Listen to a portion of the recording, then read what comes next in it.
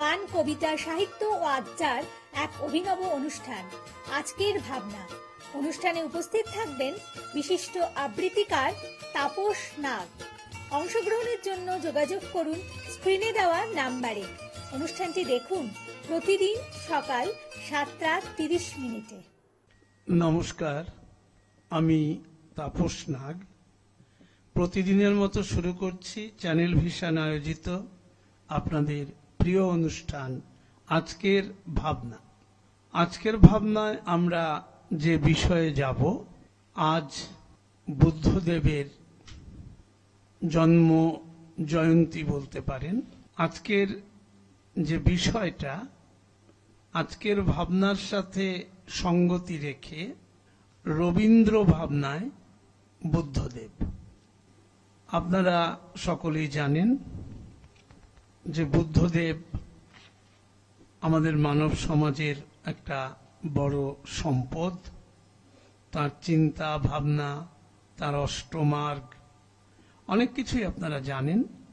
তা আজকে এই অনুষ্ঠানে যারা অংশগ্রহণ করছেন তাদের নাম আমি বলে দিচ্ছি। আমার বাঁদিকে সঙ্গীত শিল্পী দীপান্বিতা সেন, দীপান্বিতার পাশে সঙ্গীত শিল্পী চন্দ্রা মহলানবিশ, এবং একেবারে বাঁদিকে পারকাশনে তপন বক্সি। আমি কথা না বাড়িয়ে আজকের এই পুণ্য লগ্নে বা পুণ্য দিনে আমাদের অনুষ্ঠান শুরু করছি। বুদ্ধদেব প্রেম ও অহিংসার মূর্ত প্রতীক হিসেবে পূজনীয় হয়ে রয়েছেন। অন্যদিকে রবীন্দ্রনাথও তার কালকে অতিক্রম করে মানবপ্রেম, মৈত্রী, অহিংসা, অসাম্প্রদায়িকতার দূত হিসেবে বন্দিত হয়েছেন। এক সময় আমরা দেখেছি যে উপনিষদের মধ্যে কঠোর নিয়মতান্ত্রিকতার অনুপ্রবেশ ঘটেছিল। তার ফলে প্রেম, দয়া, মায়া, অহিংসার পরিবর্তে যাগ, যজ্ঞ, আচার, অনুষ্ঠান ইত্যাদি প্রাধান্য পেয়েছিল। সেই সময় বুদ্ধদেব এই বাহ্যিক আচার বিচারের মূলে কঠোর কুঠারাঘাত করে প্রেম, কল্যাণ, দয়া, মায়া, ত্যাগ ইত্যাদির প্রতি গুরুত্ব দেন। তিনি ব্রাহ্মণ্য, অত্যাচার, বর্ণাশ্রম প্রথা, রাজতন্ত্র, অসাম্যকে আক্রমণ করেন। অন্যদিকে আমরা দেখি ঠাকুর পরিবারে বৌদ্ধ চর্চার সব থেকে বড় প্রমাণ সত্যেন্দ্রনাথ ঠাকুরের বৌদ্ধ ধর্মগ্রন্থটি। রবীন্দ্রনাথের মধ্যেও এই পারিবারিক বৌদ্ধ চর্চার প্রভাব স্বভাবতই এসেছিল। তিনি অল্প বয়সে রাজেন্দ্রনাথ মিত্রের সান্নিধ্যে আসেন এবং তার the Sanskrit Buddhist literature of Nepal গ্রন্থ, যেটি 1882 সালে রচিত, সেটির দ্বারা গভীরভাবে অনুপ্রাণিত হয়েছিলেন। জীবন স্মৃতিতে তার কথা তিনি উল্লেখ করেছেন। তো এখন আমরা সঙ্গীতে যাব। আগেই বলে নিই, আমরা পুরো সঙ্গীত করার সময় হয়তো পাবো না, তাই সঙ্গীতের কিছু কিছু অংশ আমরা হয়তো গাইবার চেষ্টা করব। বিশ্বমানবের ইতিহাসে শান্তি আর প্রেমের বাণী যে দুই মহামানব সারা বিশ্ব জুড়ে তাদের বাণীর মাধ্যমে ছড়িয়ে দিয়েছেন, সেই মহামানব গৌতম বুদ্ধ, বিশ্বকবি রবীন্দ্রনাথ ঠাকুর। আজকে আমাদের নিবেদনে সেই বুদ্ধ রবীন্দ্র চেতনার এক মেলবন্ধন ঘটানো হচ্ছে, তার সাহিত্যে, তার সঙ্গীতে, তার ভাবনায়। আমরা এখন গানে আমরা সেই শ্রদ্ধা জ্ঞাপন করছি। আনন্দ লোকে মঙ্গলালোকে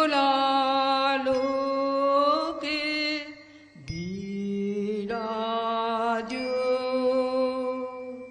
সত্য সুন্দর মহিমা তব উদ্ভাসিত মহাগগন মা মণিভূষণ বেষ্টিত চরণে আনন্দ লোকে মঙ্গলালোকে বিরাজ সত্য সুন্দর জগৎ আরোক চন্দ্র তপন ব্যাকুল দ্রুত বেগে গ্রহ তারক চন্দ্র তপন ব্যাকুল দ্রুত বেগে করিছে পান করিছে স্নান অক্ষয় কিরণে আনন্দ লোকে মঙ্গলালোকে বিরাজ সত্য সুন্দর।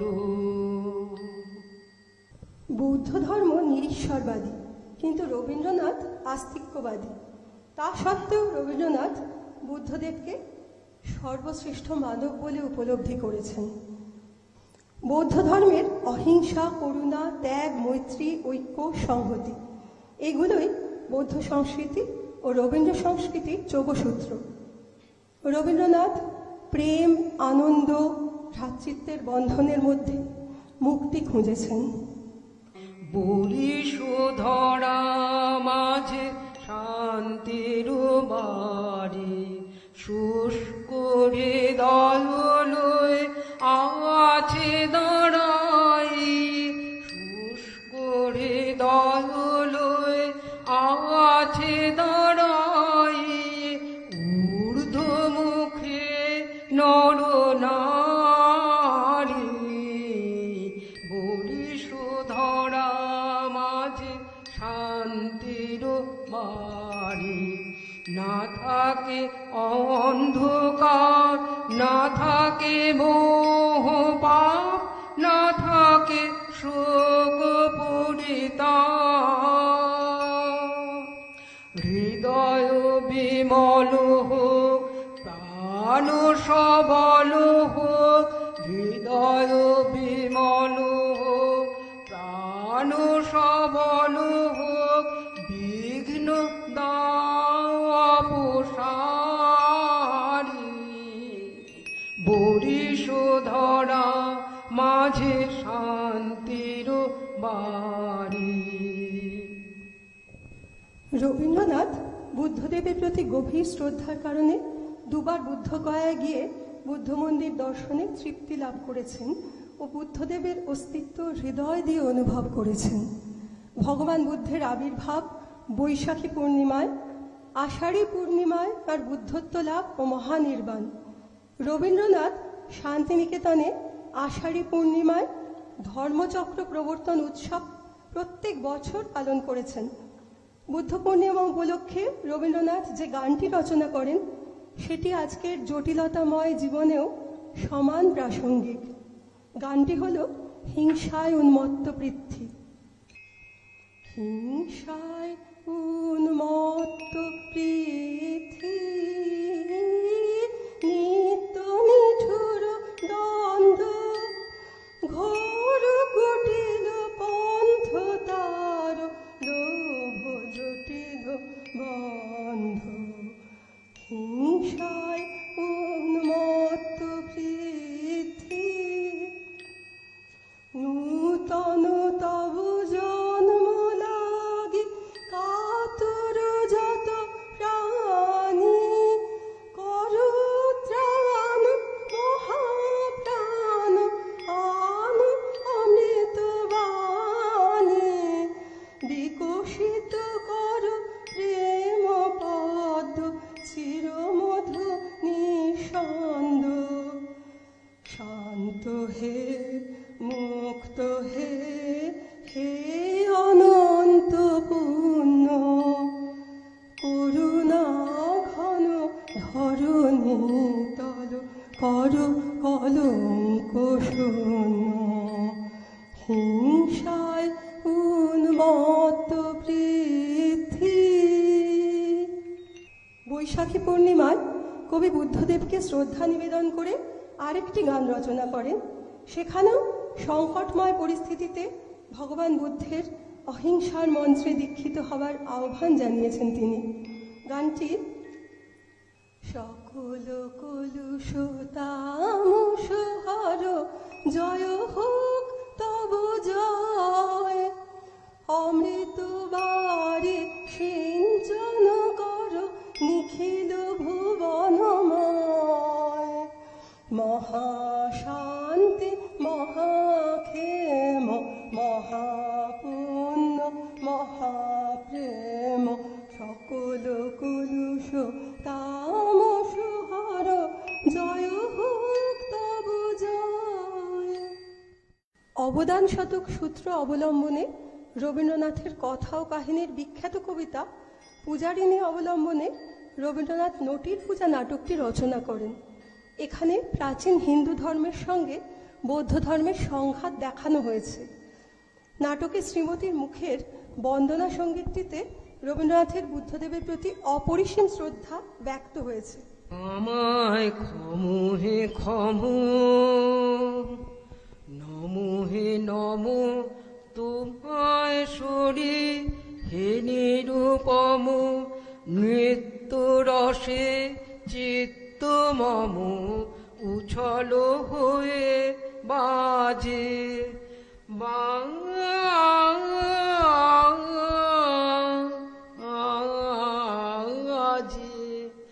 আমায় ক্ষমু হে ক্ষমু, আমার সকল দেহে আকুল রবে, মন্ত্র হারা তোমার স্তবে, ডাইনে বামে ছন্দ নামে নব জনমের মাঝে, অন্ধ নামর ভঙ্গিতে আজ সঙ্গীতে বিরাজে।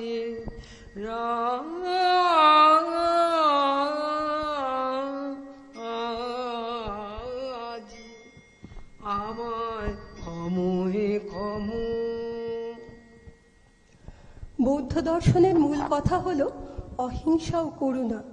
রবীন্দ্র সাহিত্যেও এই অহিংসা ও করুণার বাণী ধ্বনিত হয়েছে। রবীন্দ্রনাথ তাঁর রাজর্ষি ও বিসর্জন নাটকে পশুবলির নিষ্ঠুরতাকে রূঢ়ভাবে ফুটিয়ে তুলে হিংসার বিরুদ্ধে তার মতামত ব্যক্ত করেছেন। বাল্মীকি প্রতিভায় বাল্মীকির হৃদয়ে ব্যাধের স্বরে নিহত ক্রৌঞ্চের বেদনায় যে গভীর সকরুণ আরতি সৃষ্টি হয়েছিল তা রবীন্দ্রনাথ আন্তরিকভাবে ফুটিয়ে তুলেছেন। কথা কাব্যগ্রন্থের শ্রেষ্ঠ ভিক্ষা কবিতাটির উৎস অবদান শতকের ৫৫ নম্বর অংশ। বুদ্ধ শিষ্য অনাথ পিণ্ডত প্রভু বুদ্ধের জন্য ভিক্ষা চাইছেন।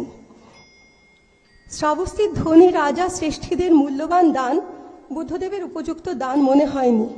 সেই সময় এক দীনহীনা ভূতলশায়িনী ভিক্ষুণী তার দেহের একমাত্র ছিন্ন বসনখানি দান করল।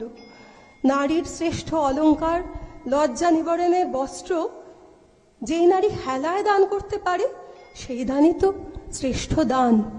প্রভু বলো বলো কবে তোমার পথের ধুলার রঙে রঙে আঁচল রঙিন হবে প্রভু, বলো বলো কবে তোমার বনের রাঙা ধুলি ফুটায় পূজার কুসুমগুলি, তোমার বনের রাঙা ধুলি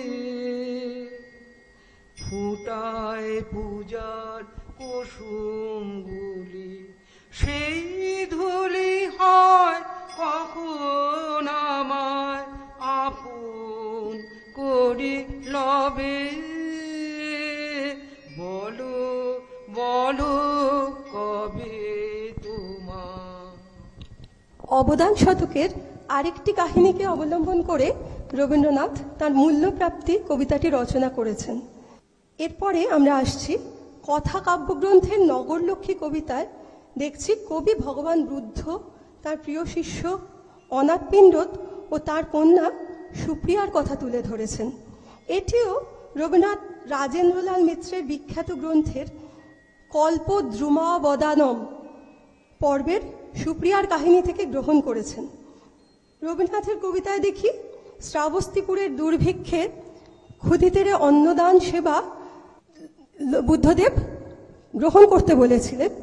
তখন সবাই যখন চুপ করে থাকে, তখন অনাথ পিণ্ডতের কন্যা সুপ্রিয়া বলেন যে ভিক্ষা অন্নে বাঁচাবো বসুধা, মিটাইব দুর্ভিক্ষের ক্ষুধা। অর্থাৎ তিনি ভিক্ষা করে দুর্ভিক্ষের ক্ষুধা নিবারণ করতে চেয়েছেন। মহাবস্তু অবদানের আরেকটি কাহিনী নিয়ে রবীন্দ্রনাথ পরিশোধ কবিতাটি রচনা করেছেন। তারপর এটি শ্যামা নৃত্যনাট্যে পরিণতি লাভ করে। শ্যামা নৃত্যনাট্যের বজ্রসেনের ক্ষমিতে পারিলাম না যে, ক্ষমহে মম দীনতা, পাপী জন শরণ প্রভু, মরিছে তাপে মরিছে লাজে, প্রেমেরও বলহীনতা, ক্ষমহে মম দীনতা, পাপী জন শরণ প্রভু। এই গানটি রবীন্দ্রনাথের অনন্য লেখনীর স্পর্শে অসাধারণ হয়ে উঠেছে। এখানে বজ্রসেনের মানসিক যন্ত্রণাকে কবি অপূর্ব রূপ দিয়েছেন।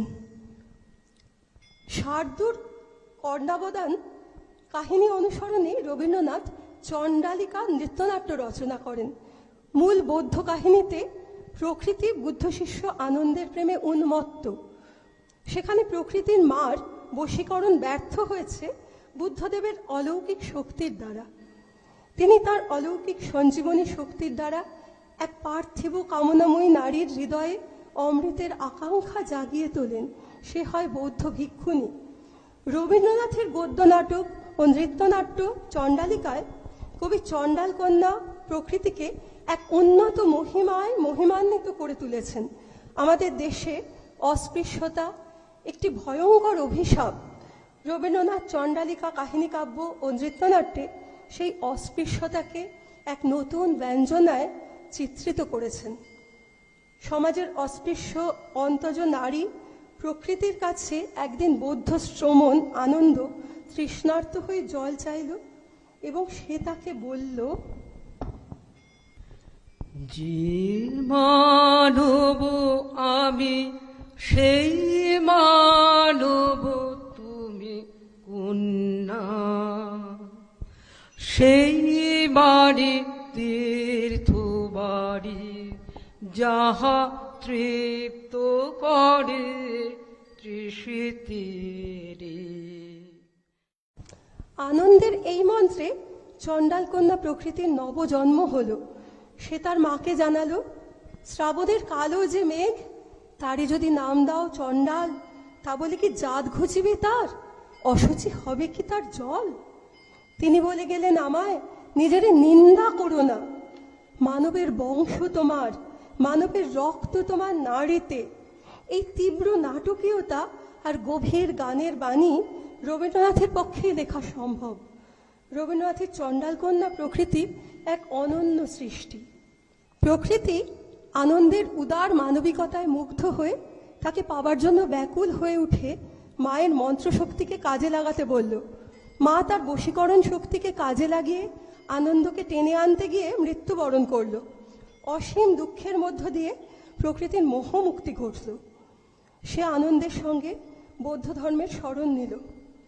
চণ্ডালিকার কাহিনীতে রবীন্দ্রনাথ অস্পৃশ্যতার ঊর্ধ্বে উদার মানব ধর্মকে জয়ী করেছেন। বুদ্ধদেবের প্রেম, করুণা ও আত্মনিবেদন জয়যুক্ত হয়েছে। আমি কি বলে করিব নিবেদন, আমি কি বলে করিব নিবেদন, আমার হৃদয় প্রাণ মন আমি কি বলে করিব নিবেদন। চিত্তে আসে দয়া করি নিজে লহ অভয় করি করো তারে আপনারি ধন। আমারও হৃদয় প্রাণ মন আমি কি বলে করিব নিবেদন।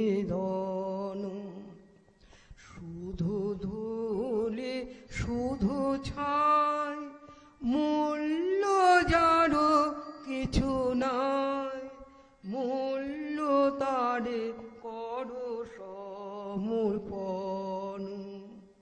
স্পর্শে তব পরশ রতন, মূল্য তারে করো সমর্পণ।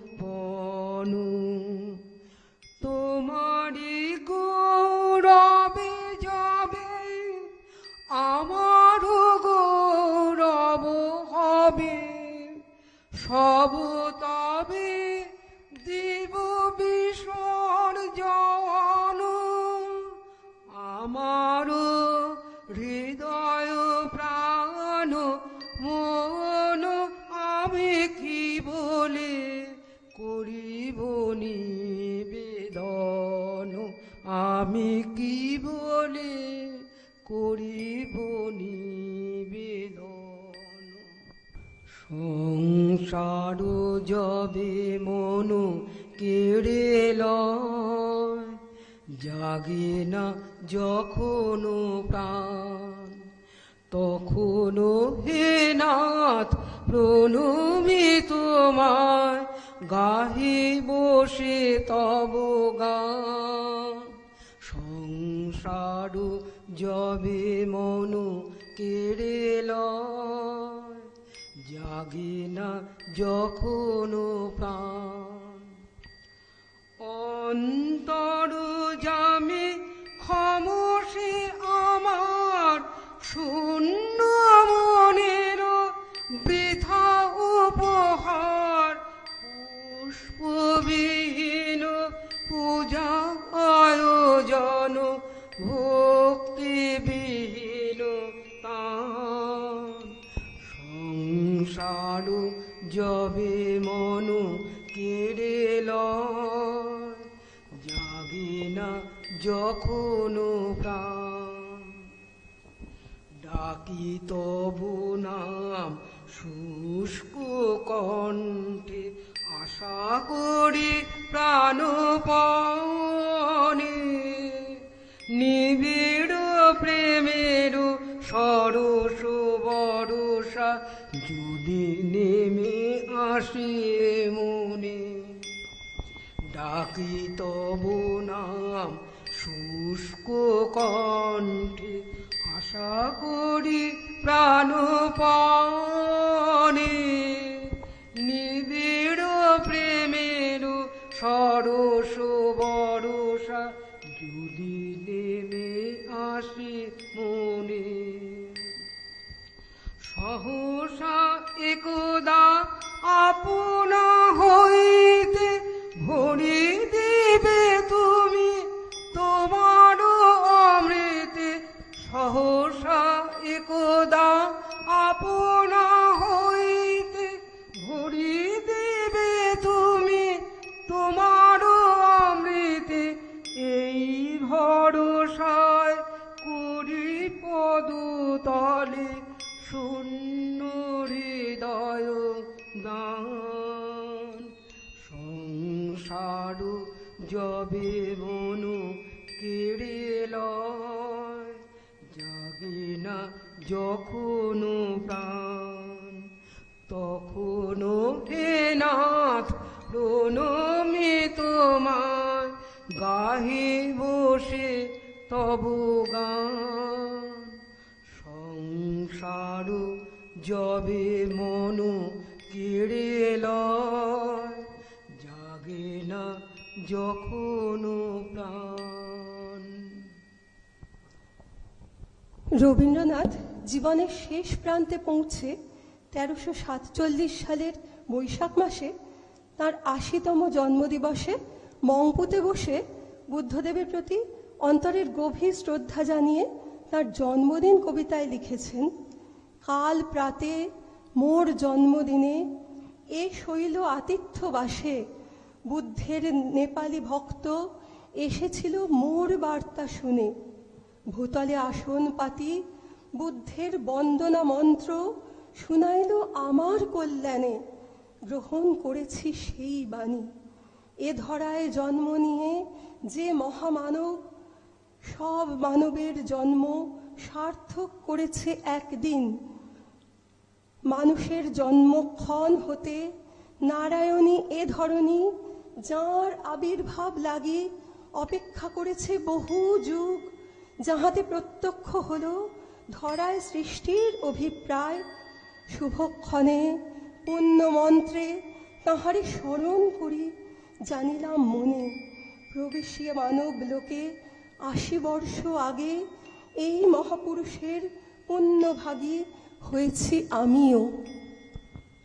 বুদ্ধং শরণং গচ্ছামি, সংঘং শরণং গচ্ছামি, ধর্মং শরণং গচ্ছামি, বুদ্ধং শরণং গচ্ছামি, সংঘং শরণং গচ্ছামি, ধম্মং শরণং গচ্ছামি,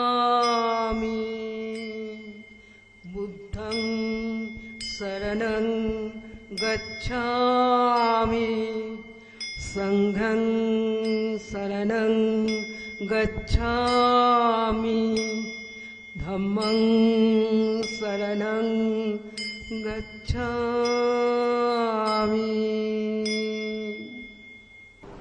এতক্ষণ আপনারা শুনছিলেন রবীন্দ্র ভাবনায় বুদ্ধদেব। তো আপনারা জানেন যে বুদ্ধদেব বা বৌদ্ধ ধর্ম, আমরা অনেক ধর্মই দেখেছি, কিন্তু এই ধর্মের চিন্তা চেতনা বা অন্যান্য অনেক ধর্ম থেকে কিছু চিন্তা ভাবনায় ভিন্নতা রয়েছে। অর্থাৎ আধ্যাত্মবাদের যে ব্যাপারটা আমরা দেখে থাকি আধ্যাত্মিক অঙ্গনে, কিন্তু এখানকার কথাগুলোই অন্যরকম। যেমন সৎচিন্তা বা এই অষ্টমার্গের যে কথাগুলো আসছে, প্রত্যেকটা বিষয় কিন্তু মানুষের ভালো দিকগুলো নিয়ে কথা হয়েছে এবং বলেছে। এবং এখানে কোনো একেবারে ধর্মীয় আচার অনুষ্ঠান এই সমস্ত বিশাল করে করতে হবে যাগযজ্ঞ, এরকম ব্যাপারটা না। কিন্তু বৌদ্ধ ধর্মকে যারা আপনারা জানেন, বৌদ্ধ ধর্ম মানুষকে শিখিয়েছে অনেক কিছু। আপনারা জানেন কিভাবে চণ্ডাশোক ধর্মাশোকে পরিণত হয়েছিল।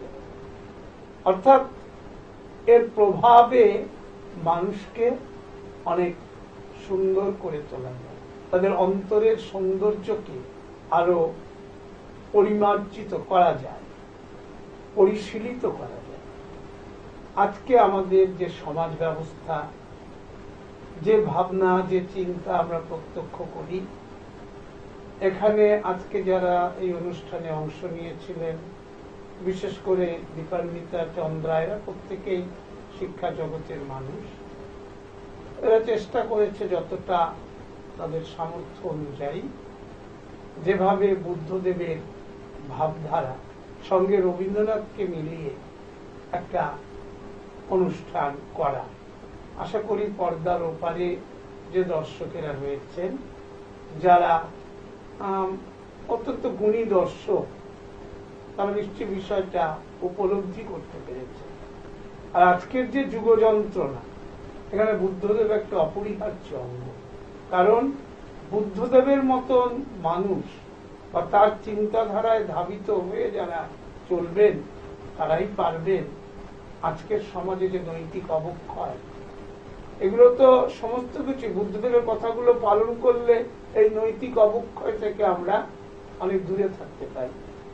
এবং এই যে শুধু আমাদের দেশ বা রাজ্য নয়, বিশ্বজুড়ে যে হানাহানি, যে সন্ত্রাসবাদ, যে দাপট, মানুষের মধ্যে ধৈর্যের অভাব, মানুষের প্রতিনিয়ত মানুষ ধ্বংসলীলায় মেতে উঠছে, এই জায়গাগুলো মানুষের সামনে তুলে ধরার জন্যই আজকের ভাবনা তার ভাবনায় চিন্তা করেছে যে বুদ্ধদেবের আদর্শকে একটু সেভাবে তুলে ধরা যাক।